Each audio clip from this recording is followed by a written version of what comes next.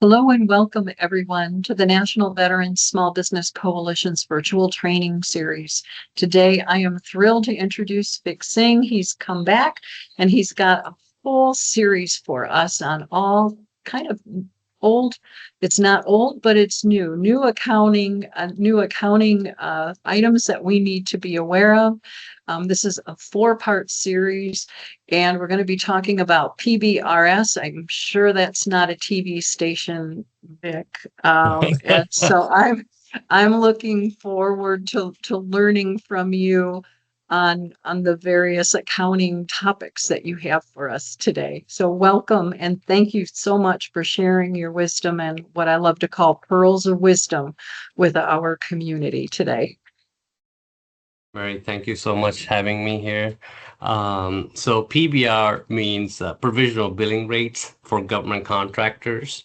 And we'll go more into details in my future slides. The 4 topics that we have today that I want to cover, I think are very, very important for government contractors are, provisional billing rates, incurred cost mission, internal controls, and what happens after the incurred cost mission has been submitted to government contractors. I wanted to introduce myself and my company. I started my company back in 2016. I have been with government contracting since 2006. I've been involved, into accounts payable, the billing, payroll, the working with contract closeouts. At VSing, we have about 10 individuals that are supporting government contractors from closing contracts, helping them with day-to-day accounting, helping clients with just general, with NVSVC. I'm very happy to be part of it. A lot of veterans who are coming in, they're one-man show, and they don't know where they're going. So my agenda here today is to kind of like your one-man show, and next thing you know, you're going to be a 10-man show. So sometimes they just need somebody to talk to and help them make the right decisions. They're not ready to hire someone full-fledged accounting services, because I understand how small businesses are. It's you got to keep your cash flow steady, meaning you can't spend more than what you're making. So the idea is to make the right decisions in the right stage of the business. So the goal here is to kind of like the overall agenda is what is defense contract audit agency looking for. Now, some of the small government contractors may not be dealing with DCAA, but the agenda is still the same. The contractor, the DCA is following federal acquisition regulation, and so what the most of the small the agencies are. So again, I'm gonna jump into the actual, what we're talking about today. The idea today is to talk about provisional billing rate, because that's the baseline, and then we'll talk about incurred cost submission. We'll talk about internal controls, and what does contractor really need to know once this incurred cost submission is submitted to DCAA. What is PBR? PBR is provisional billing rates. Why do contractors need them?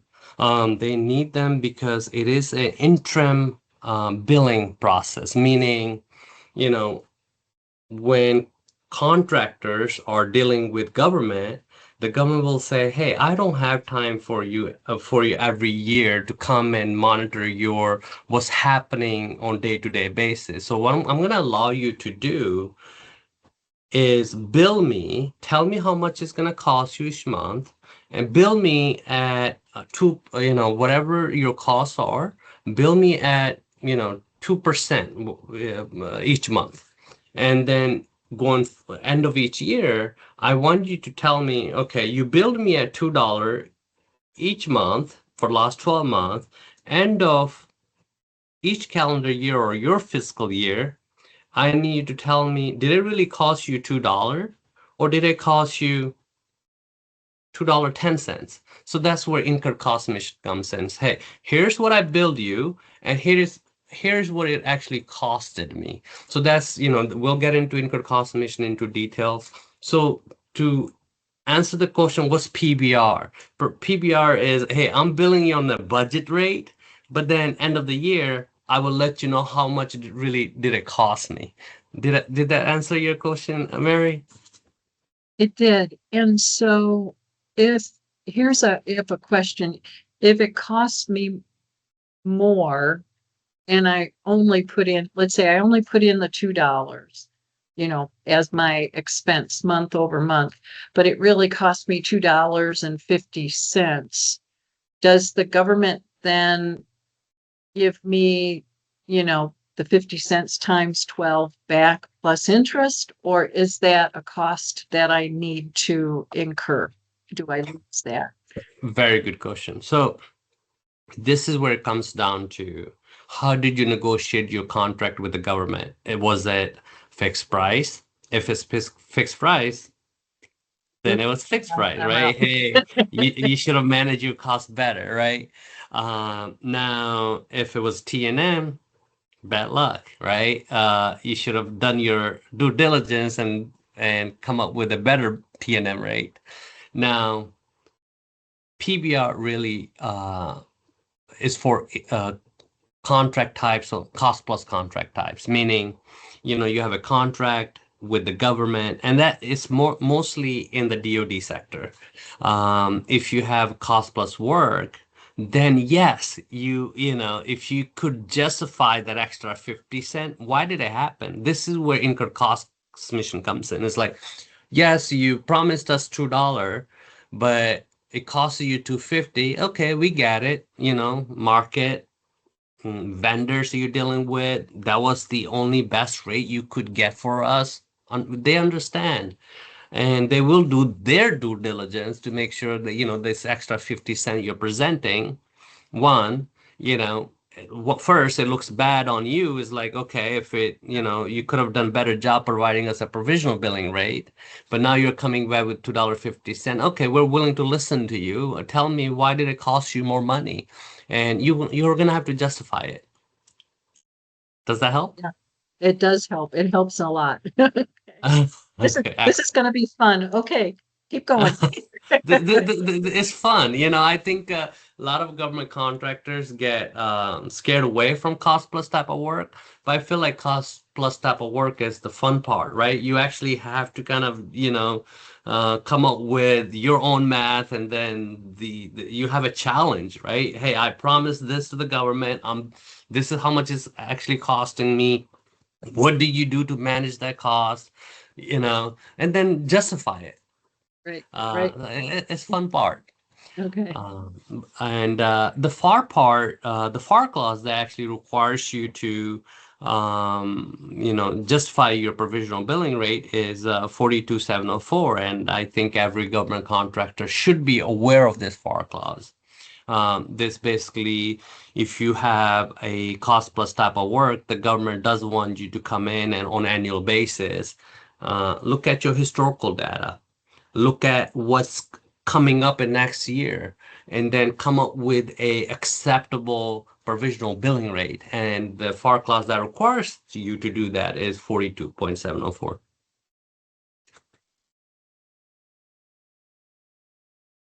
What happened if your PBR is wrong? Well, everybody make mistakes. The idea here is that be cost efficient, be responsible for what you're promising the government, and execute. Now, there's times where you submitted your provisional billing rate, for example, 1.60. Your actuals are coming at 1.70. Well, no, you have to explain it. It's no different than your parents gave you $50 allowance. You spent $75. You're gonna have to come and explain that. Like, okay, where did the $25 went? So, and you have to have a responsible answer. You have to justify your answer, right? It's a building trust with the government. Like, what are you spending the taxpayers' money correctly? That's what it comes down to. Um, Is it wrong? Okay, if it's wrong, then please explain me why is it wrong? Like, why are you so much off? Right? So that's where it comes down to. Could it be high? Sure, it can be high. Could it be low? Sure, it can be low. And that's the whole idea of cost plus. Now, before, I don't want to get into approved accounting system and all this and that, but the idea is if the government is going to issue you a cost plus type of work, they will come to you in advance and make sure that you're capable of handling that sort of responsibility. Totally sounds like another virtual training series, Vic. So on approved accounting systems. I'm just tossing it out there. So we'll make a mental note on that too. 100%. I think approved accounting system is a session itself. Right. Small government contractors tend to go on QuickBooks Online. I cannot blame them because that's the best they can do, if not Excel. The next step after Excel is Yes. QuickBooks Online. So, but is QuickBooks Online could that be an approved accounting system? Sure, it can be. But how much more effort does it require? How many more different set of system does QuickBooks Online needs to make it approved accounting system? So I agree with you. It's a totally different session. We could get Yeah. into the details. But yeah. But I'm interested in this PBRs are too low. So if I come in low, I'm saving the government money, but that's still a call out to the federal government if I come in too low or if I'm not billing enough. Yeah, 100%. So remember, it's a cost plus. Right. So if it's too low, that means you as a contractor are losing money. Yeah. Meaning it's costing you $2, but you're billing the government $1.80. So you're losing money. So you want to be able to go back and recoup that money because the way the cost plus work, hey, the government, you have a contract with the government. The government says, hey, um, give me all your costs plus 5% profit. Well, it it costed you $2, but you're billing the government $1.80. Yes, you're still collecting your 5% profit on $1.80, but that 20 cent you're losing money because it costed you $2. You billed the government $1.80. So now the good part is on the cost plus, the government is saying, hey, I am gonna give you that 20 cent, but you still have to justify it. I'm with you. Got it. Okay. Good. Okay. On my next slide, I think this is where it becomes very, very important is, baseline, right? End of the year, year end PBR, three-step process. It is very, very important that we monitor our indirect rates. So in other words, we submitted the provisional billing rates. We're telling the government, hey, this is how much it's going to cost. On monthly basis, it is crucial for government contractors to come in and say, hey, I billed the government, $2, but it's costing me, more than that. So provisional versus actual. What's actually, what are we actually billing and what's actually happening? Where's the real story? So it's important to monitor that, hey, in the month of January, there was a discrepancy of 10%.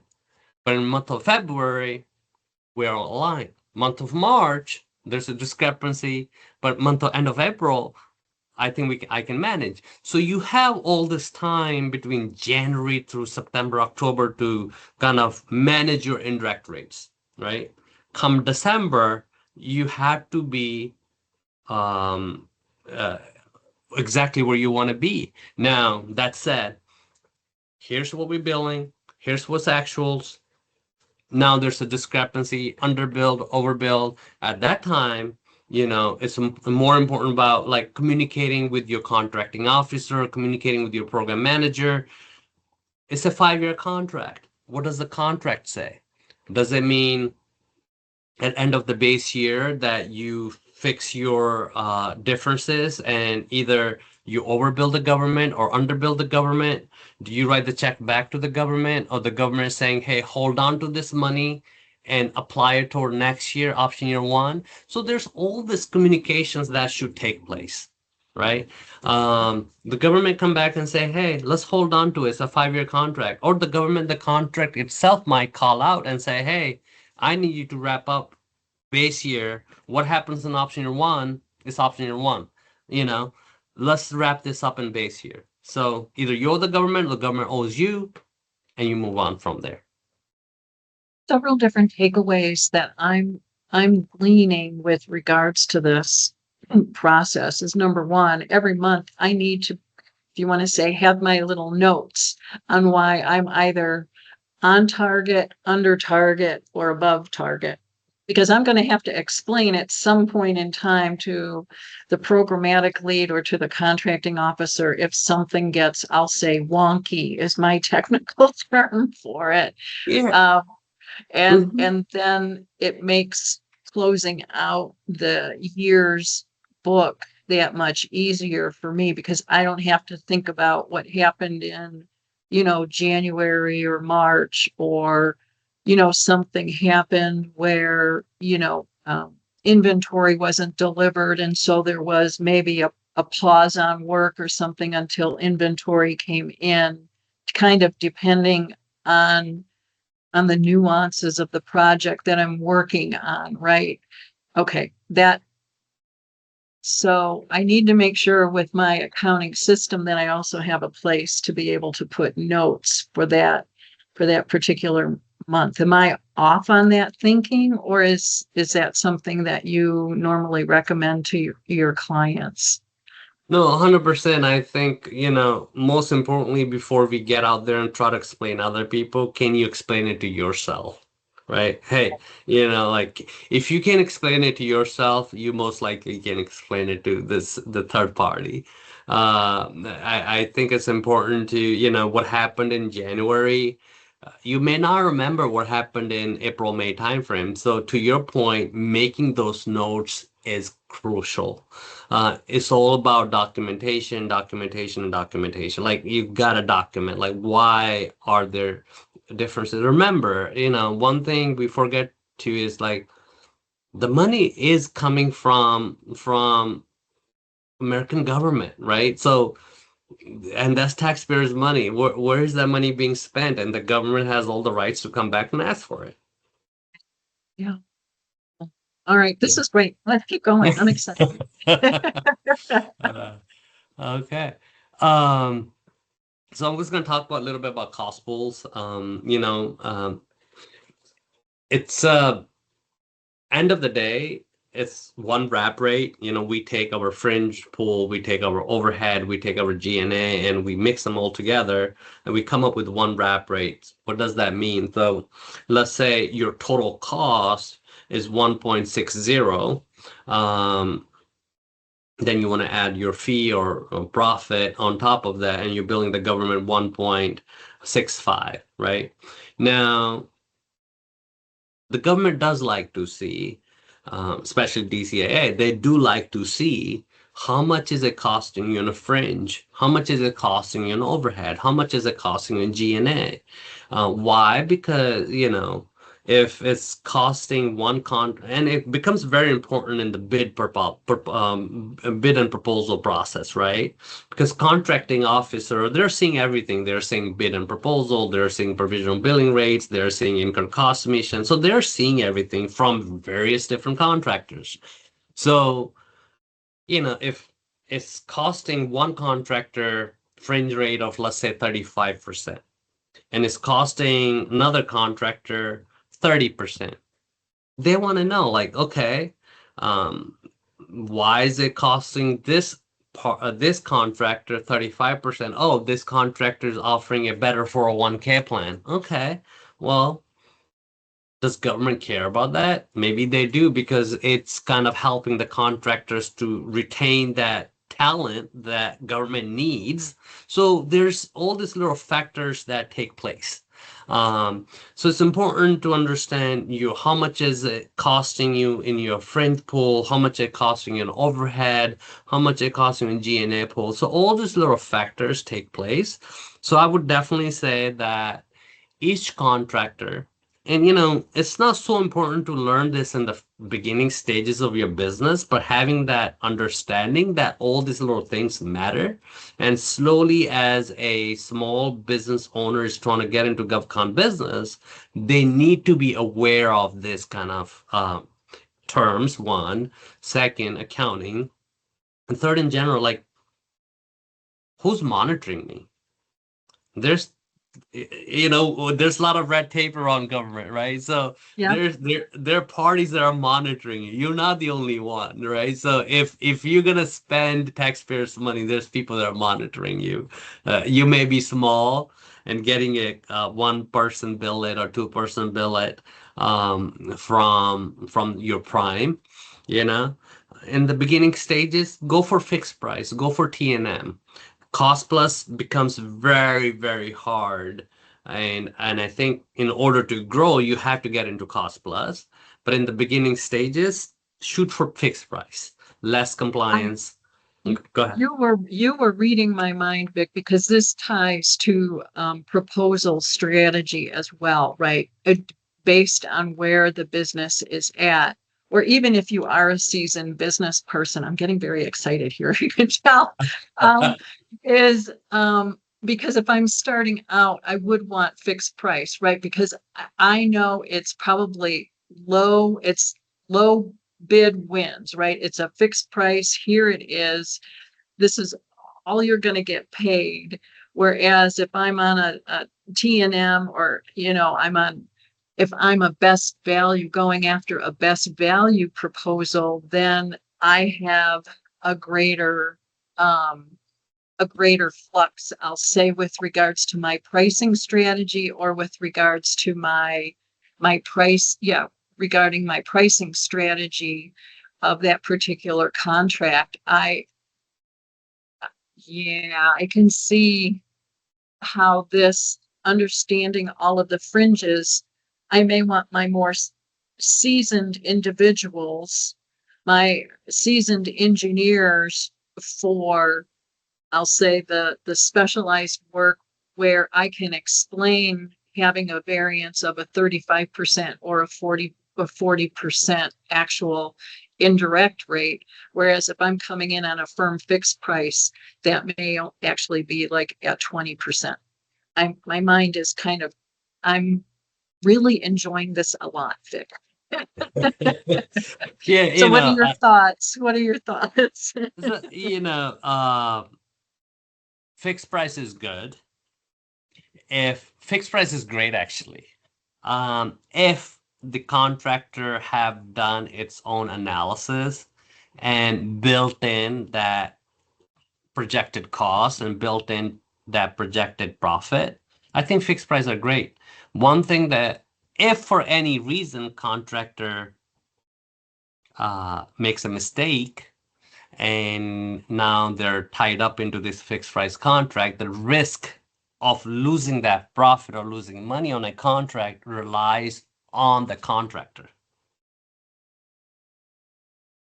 versus cost plus. It's yes, there's a lot of compliance, there's a lot of red tape and everything, but guess what? As long as you spend the money responsibly, your fixed fee or fixed profit is guaranteed. Does So that help? it does help. So is it, from a proposal portfolio strategy, does it make sense to have a mix then of the various types of contract types? I'll put it that way, like firm fixed price as opposed to time and materials, to cost plus, to, um, So you have a better cash flow coming in and out of the business. I may be getting way down the line or something like that. I Or mean, that's another topic. I know I think it could be another topic, but just kind of to briefly touch on it. I don't think it's really contractors' call on here, right? If the government is Okay. coming saying, "Hey, I want a fixed price," you have to offer a fixed price. If the RFP is specifically asking for cost plus, then you decide to bid on it or not bid on it. Right, So right. does that answer? It does answer it, but if I'm looking at, as if I'm the business owner and I'm like, okay, I know that with this contract type, my, my cash flow is gonna come in this way with a T and M or with it, with the time and materials, cash flow and requirements would come in this way. Is it good for me to, I guess, to have a mix of different contract types from an accounting standpoint? It wouldn't hurt. I think diversifying your portfolio in any manner is a good thing. Okay, okay, It wouldn't hurt, right? I mean, that said, I do have clients. They're like, Vic, I don't want to deal with all this red tape. I rather just deal with fixed price contracts. So it really okay, depends on how much energy are you willing to put in at the executive level. How much do you really want to deal with on day to day? Now I have clients that they're after everything. They want cost plus, they want T&M, they want fixed price. So end of the day, it really depends on what are you ready to deal with. okay. That that answers my question. Okay, awesome. All right, let's go to the next slide. I think the next slide is focus on mostly identifying, right? Like if you do have changes between your provisional billing rates and incurred cost submission, or incurred costs, you want to be able to identify, when I said in my previous slide, is like, can you justify to yourself first, right? And this is where it comes down to, is like, if there are changes, what are they? What triggered those changes? Is it new hires? Is it insurance adjustment? Is it subcontractors you're bringing on board? But then the question goes back to, when the budget was prepared, why weren't these items picked up then? Like, why are these items surprises? Now, surprises do happen, right? At end of the day, can you explain it to yourself before you explain it to someone else? And if you can explain it to yourself, most likely you have a justifiable answer. Yep, that makes total sense. Total sense indeed. When there is a material change, I think if it's a larger organization, and I'm talking about organizations that are like, 30 to $50 million, um, for for businesses that are trying to grow, then like really growing phase. Um, communicate as soon as possible. Communicate with the right leadership. Communicate with the contracting officer. Communicate with the customer that you're working directly. Communicate as soon as possible. What can you do? Is there need for you to resubmit your provisional billing rate? Because the government will allow that. What does that mean? That means you're billing the government at $2, but you promised the government $1.80, but you're into your month of April, May timeframe. You have to make that decision internally within the management, saying, hey, yes, we are overrunning it,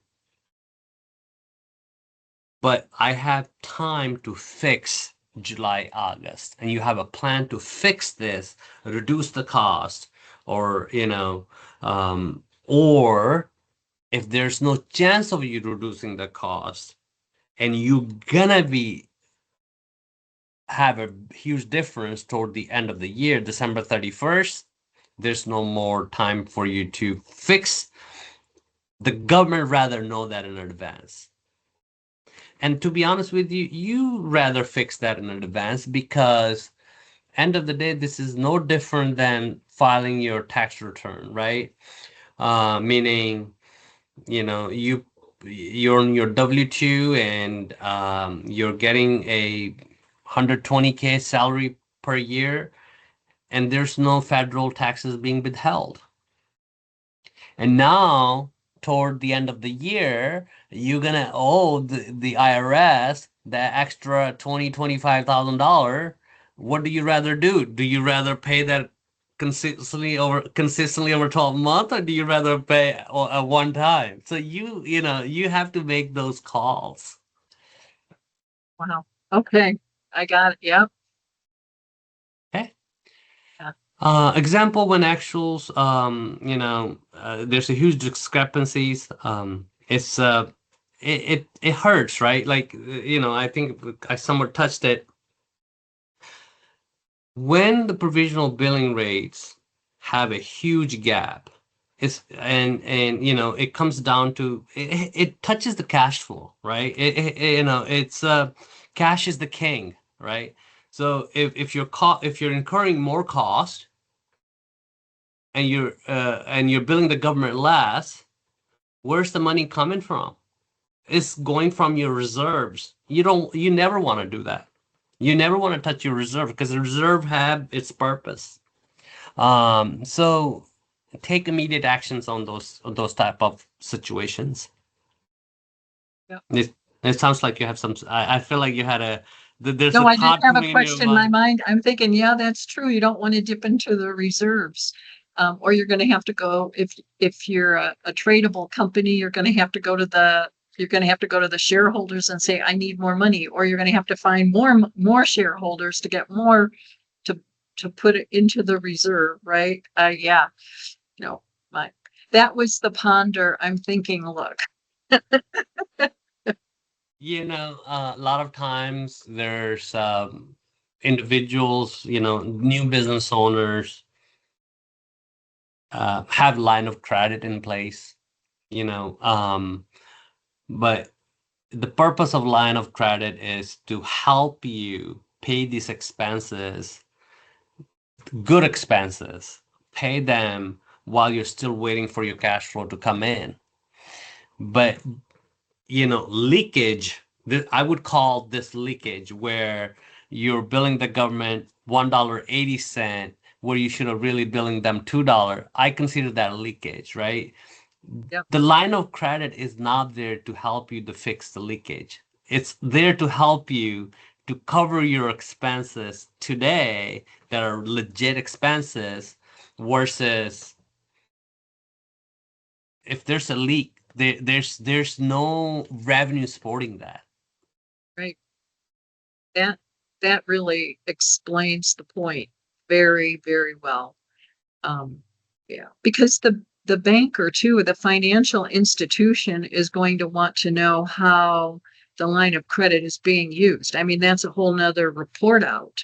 You would be reporting to the government, but then the financial institution who has given you, 100K, line of credit is going to want to know if you're drawing down on that, they're going to want to know what you're paying. So you're going to be reporting to Uncle Sam, and then you're going to be reporting to the financial institution. And at some point, somebody's going to get pretty wise and see what's going on if you're, I'll say the old adage, robbing Peter to pay Paul, So, yeah, this is very eye-opening, I think, for a lot of business people. Yep. I think the bankers they would care more than DCAA. You know, they really would because they're literally handing you over the money. They want to make sure they get paid back. Correct. Yes, actually, yes. Yep. Uh, Uh-huh. um, how DCA evaluates PBR, when we say, and it happens, it doesn't happen that quite often. DCA is huge on, making sure auditing incurred costs, auditing your accounting system, auditing your internal control, how you actually billing the government each month. You know, but occasionally they do come in and audit your provisional billing rates, meaning you said, hey, government, it's going to cost you $100,000 a year to do project XYZ. They will come and say, hey, can you tell me how did you projected this 100K? And for those, at those times, you want to be able to make sure that whenever you're preparing your provisional billing rates, you do have logic behind it, meaning there's assumptions that are supported. There's assumptions that have supporting documents. You have to go through your checklist. Hey, I gave you a budget of 100K, and here's how I calculated my budget. And here's my justification. So you have to be able to explain in case they came in and asked for an audit on provisional billing rates. Okay. So in other words, if you went and said, government, it's going to cost me 100K to do project XYZ, they may come back and say, hey, yeah, thank you for the proposal, but I would like to see how you came up with that proposal. Yeah, I want to see the cost build, right? The cost of goods sold or the build for the expenses. Yeah. Yeah. So, Mary, at this time, because it's a budget, provisional billing rate is all around the budget. So most likely you won't have a receipt or cost of goods sold at this time, but Okay. they would want to see so they probably could ask for cost of goods sold, but for a historical year, like for last year, like, okay, it costed you 40,000 last year. So maybe it's costing you 41,000 this year. Um, you see this, so, but if it cost you 40,000 last year, but you're billing the government 60,000, that's a huge increase. So they will want to ask those questions. Right. What was it? Cost of inflation? Did pricing go up? All of that. So that goes back to the very, very first slide. It's important to go ahead and keep notes on what Yes. is transpiring with regards to cost, and by costs I mean not just materials and supplies, but staffing, benefits, all of those things. If there is, an incremental increase, to be able to explain your story on things, on why costs have either gone up or even the reverse, why they have gone down. So 100%. 100%. awesome.